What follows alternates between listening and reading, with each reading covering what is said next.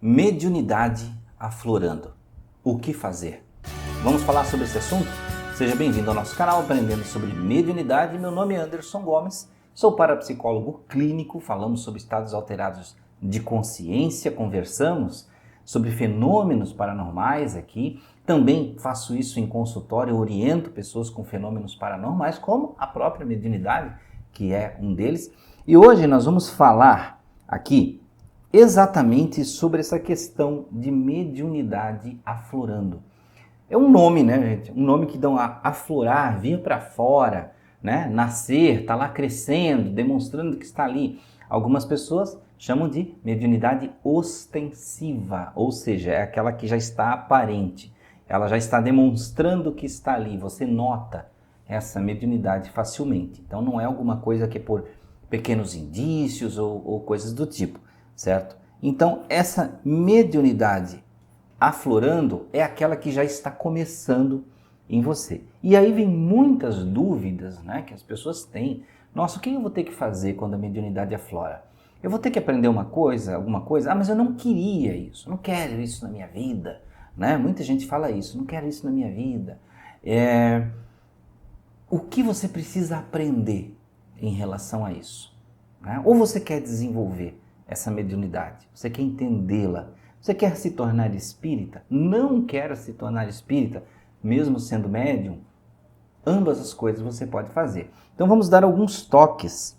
Primeiro, nessa questão da mediunidade aflorando, que nós temos que entender é por que aflora? Por que ela vem? Em que momento ela vem? Vejam, existem casos, não é, gente, igual para todo mundo. Não é igual para todo mundo.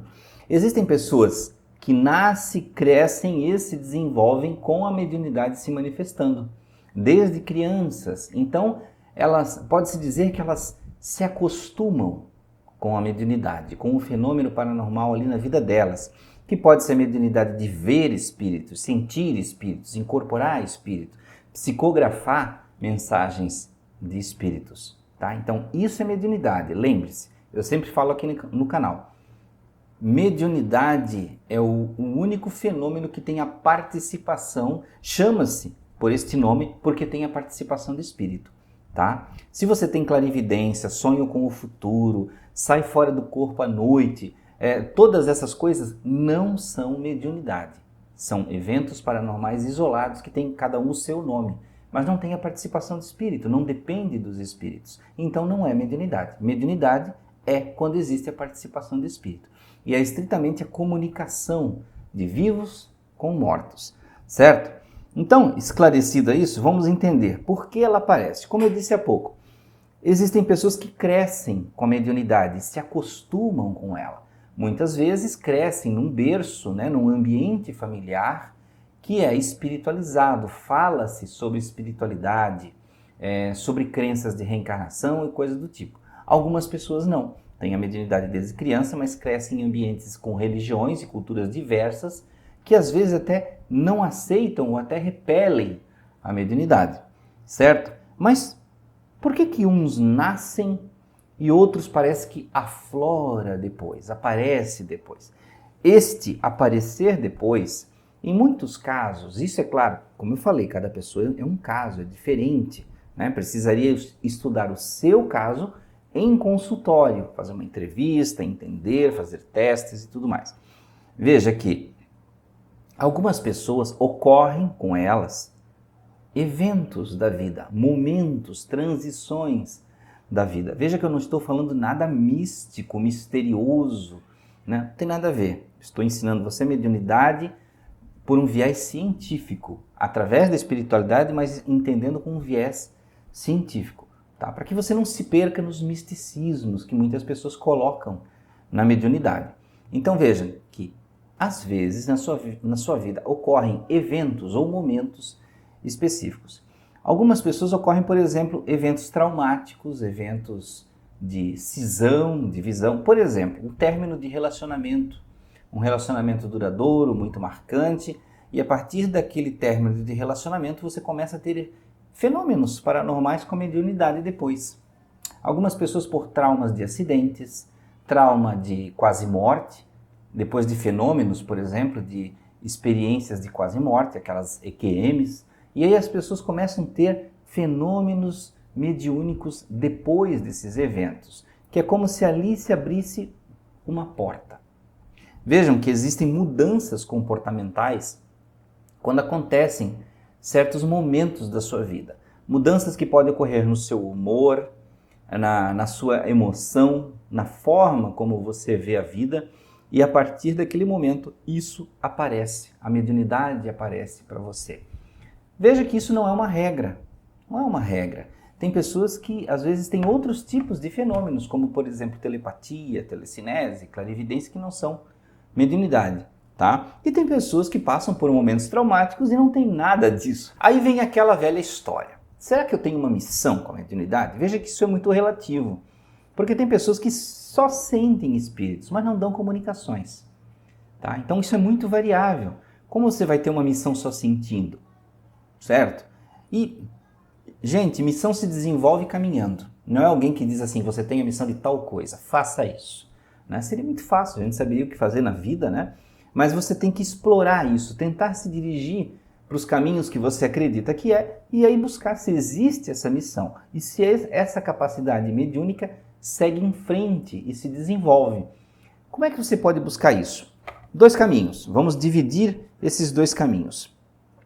Tem pessoas que ou já são espíritas, ou, descobrindo a mediunidade, querem se tornar espíritas. Ou espiritualistas de alguma vertente, né? Pode ser na Umbanda, no Candomblé, ou qualquer outra vertente que trabalhe com espiritualidade, com a mediunidade. Existem pessoas que querem entender a mediunidade, mas elas não querem se tornar um espírita, um espiritualista, elas não querem participar de cultos, rituais, de nada disso. Não quer templo, não quer igreja, não quer nada do tipo, certo? Não quer se ligar a isso. Aí alguns vão dizer assim, mas então quando a pessoa não quer nada, será que a espiritualidade não castiga? Não. Não castiga, gente. Penaliza? Não, não penaliza.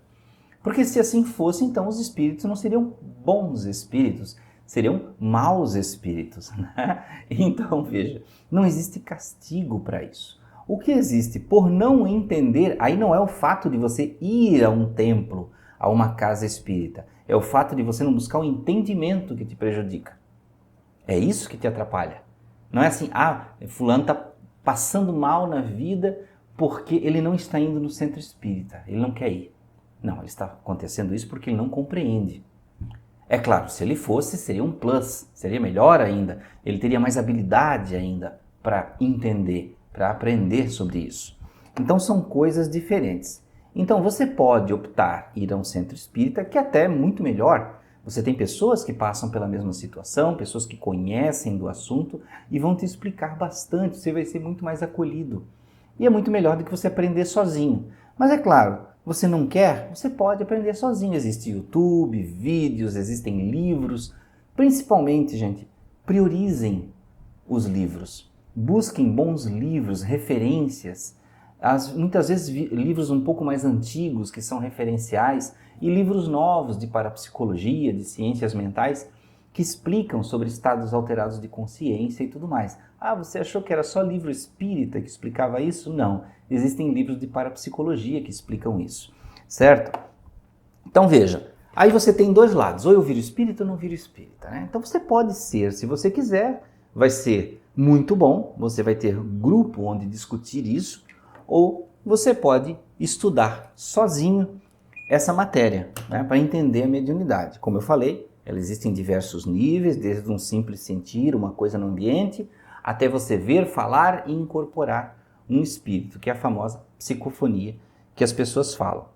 Sabendo disso, o que você vai buscar, tanto de um lado quanto de outro? Como eu disse há pouco, você vai buscar conhecimento. Não adianta você buscar misticismo para corrigir a mediunidade em você, ou para educar, ou para desenvolver. Se eu usar um raminho aqui de arruda vai ajudar na minha mediunidade, se eu usar um cristal vai ajudar na minha mediunidade, se eu botar um esparadrapo no umbigo vai ajudar a minha mediunidade. Nada disso ajuda na mediunidade. Nada disso contribui com algo que vai fazer o que você precisa fazer com conhecimento, certo? Então é o conhecimento que vai ajudar você. Talvez alguns digam assim, Anderson, o meu problema é que a minha mediunidade atrapalha na minha vida, eu me descontrolo emocionalmente e tudo mais. Veja, para você que fala isso, que acredita isso, na verdade é o contrário que ocorre. Você se descontrola emocionalmente e aí você perturba a mediunidade, a sua capacidade de percepção. Vamos dar um exemplo bem simples. Uma pessoa, por exemplo, num surto nervoso, numa crise de ansiedade, ela pode ter problemas na visão, não enxergar as coisas direito, não ter percepção correta do ambiente, ela pode tropeçar, pode cair, pode se desequilibrar, porque com o sistema nervoso alterado, num surto, numa crise de ansiedade, ela pode ter problemas auditivos, não ouvir direito, não prestar atenção. Então veja, se isso acontece com os seus sentidos comuns, acontece a mesma coisa com a sua mediunidade. Então toda vez que você entra num descontrole emocional, uma negação de alguma coisa na sua vida, uma não aceitação, uma revolta, uma raiva, uma tristeza, alguma coisa reprimida ali que você não comunica, você não expressa, e aí esse desequilíbrio emocional que causa o desequilíbrio na sua mediunidade. E ainda assim, é só uma variação da percepção. Esse desequilíbrio, ele não vai trazer exatamente um prejuízo para a mediunidade. Ele mexe, ele abala a sua percepção. E às vezes até abre. Sim, porque no momento do desequilíbrio, olha o que a mediunidade faz. Tanto o seu cérebro quanto a sua consciência no plano espiritual, o seu corpo espiritual, eles querem buscar a solução para o seu problema. Sim, você está com desequilíbrio emocional, eles querem achar a solução. Então, por isso que a consciência muitas vezes se expande de diversas formas, que assim teria que ter horas, gente, de vídeo para falar de cada tipo de situação. E aí, a sua mente quer buscar a solução. E se ela não encontra nos sentidos comuns, no tato, né, no olfato, no paladar, na visão, na audição, ela vai para a percepção extrasensorial. Ela vai buscar no extrasensorial. Aí onde abre a mediunidade, onde pessoas têm precognição, têm visões de clarividência. Então, vejam, se eu pudesse dar aqui, né, conselhos para você finais, para dizer o que você precisa fazer. Estude. Estude não só o livro sobre a mediunidade, livros principalmente sobre autoconhecimento, que vão regular a sua emoção para que você não descontrole a mediunidade. Certo? E um conselho final, cuide com os misticismos da mediunidade, que muita gente fala, mas não tem base da origem dessas coisas e do porquê se faz essas coisas, tá? Porque o misticismo, ele é muito bom para o nosso conforto cultural, para o nosso entendimento, para o carinho que nós temos com as coisas. Mas ele não é bom para você aprender e definir a coisa racionalmente. Depois que você aprender, você pode ter o seu lado místico, esse toque, esse tempero do misticismo, se assim você quiser. Então espero que tenham gostado do vídeo sobre esse afloramento. Busque aprendizado, busque auxílio, se for o caso, através de consulta clínica, de parapsicologia clínica. Você tem aí contatos também na tela, você pode me chamar e perguntar como é que funciona isso, né? Como é que se consulta online e presencial, tá? E nós vamos falar, aprofundar no seu caso, como é com você, certo? Então obrigado por ficar até aqui, grande abraço, muita paz, muita luz, até a próxima.